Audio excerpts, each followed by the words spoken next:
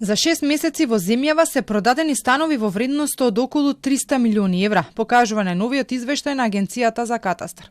Од документот може да се види дека за овој период вкупната сума пак која е потрошена за купување на сите недвижности изнесува над 600 милиони евра, но половина од овој износ е токму од продажба на станови.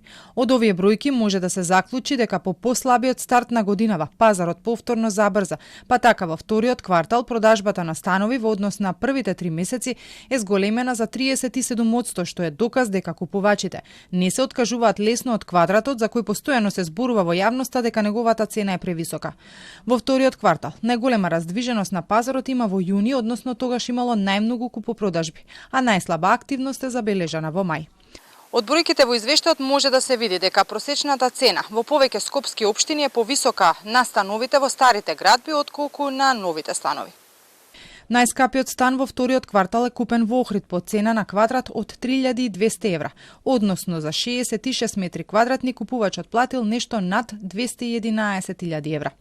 Исто така, може да се забележи дека во вториот квартал годинава во споредба со вториот квартал лани, за околу 40% е зголемена продажбата на новоизградени станови. За разлика од кај становите, кај закупнините ситуацијата е поразлична. Таму е регистриран пат кај речиси сите категории, и кај становите, и кај куќите, но и кај деловните простори. Висината на цената на квадратот е тема за која се зборува веќе извесно време. Градежниците тоа го правдаа со големата побарувачка, други пак зборуваа дека се потребни нови локации за градба за да поевтини. Народната банка пак одлучи да го намали учеството за купување на прв стан, многу зголеми за секој нареден со надеж дека тоа ќе помогне за стабилизација на цените.